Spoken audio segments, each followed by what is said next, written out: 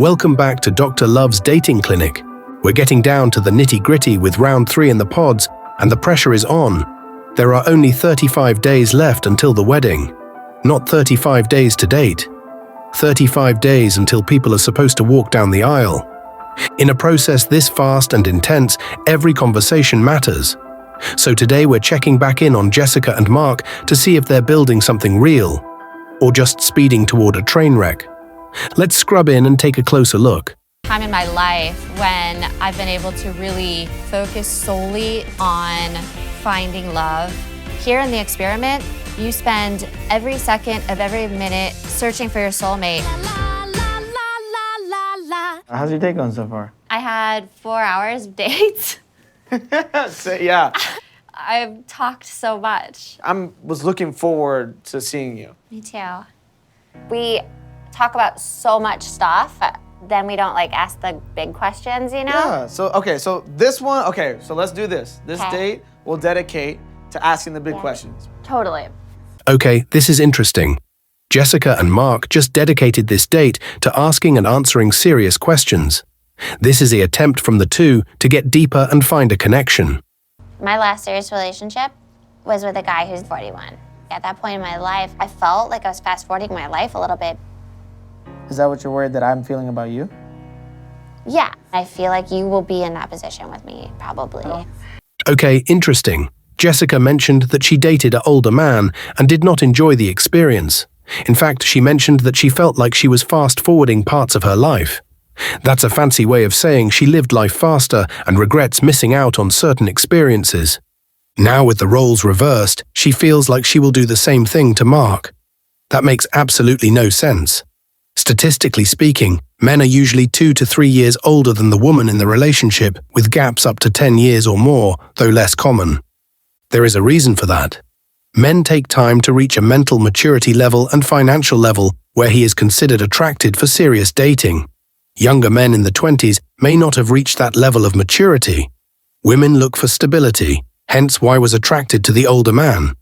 Men look at beauty, not stability from her. Unfortunately, with all of us, beauty fades with age. The only thing Mark would regret is not meeting Jessica earlier on when she was younger and more beautiful.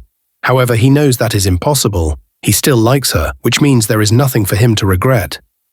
There could be more to this statement from Jessica. Perhaps she is reflecting on her insecurities about Mark because she is more attractive to Barnett. Don't let that be something that's sitting there putting a block on you. Okay, I just want to be realistic. She's 34, I'm 24. I don't care. To me, age is a mindset. Integrity is everything to me. I'm definitely super Christian. Holy shit, we're the same fucking person. And it's like, I want to raise my kids with religion, Christianity, and, be very, because that's how I was raised. And, Yeah. I have a tattoo on my ribs. It's a cross with my parents' initials on the top and bottom, my sister and my brother, on an empty plaque. So when I have kids, I can initial their names in and Psalm 19:14 going across it.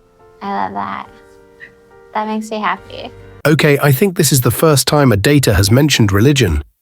To me, religion is essential for marriage. In fact, Jessica stated that she was super religious. This is rare nowadays. With the rise of feminism and dating apps, a few clicks on dating female profiles will quickly reveal that not only are most female daters on this app liberal, but they are also either atheist or agnostic. Luckily, Mark shares her passion for religion. How many kids do you want? 3.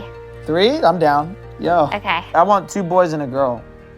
I like that. So Jessica wants to have 3 kids and Mark is game. It is very important to get that information out early on and make sure you are on the same page with your dater. My face hurts. Why? I'm smiling a lot. You are? Maybe. That makes me so happy. Look at Jessica's face. That is the face of victory. She is happy that her search is over. She has found a guy that meets all her standards. She knows she has won the game. Mark is right there for her to take. However, let's see if Jessica is smart or not. She should immediately cut off any other relationships in the pod, including with Barnett.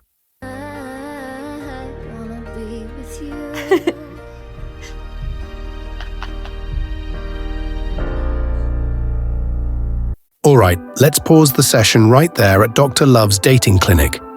Jessica and Mark did something smart today. They dedicated an entire date to serious questions. Age, regret, religion, kids, values. On paper, they're lining up almost perfectly. Same faith, same vision for family, same desire for stability. That's why Jessica has that "I just won the game" look on her face. She knows Mark checks the boxes. But here's the real test. Is she going to choose the man who meets her standards or the man who feeds her ego? Because as long as Barnett is still in the picture, she's not fully choosing Mark. She's just keeping him on layaway. In the next appointment, we're going to see whether Jessica is smart enough to shut down the side connections and invest in the man who actually shares her morals and values. Or if she's going to gamble it all chasing the spark with someone less stable. If this breakdown helped you see their dynamic a little clearer, hit like, share this video with someone who loves Love is Blind, and subscribe so you don't miss the next patients to visit the Love Clinic. This is Dr. Love. See you soon.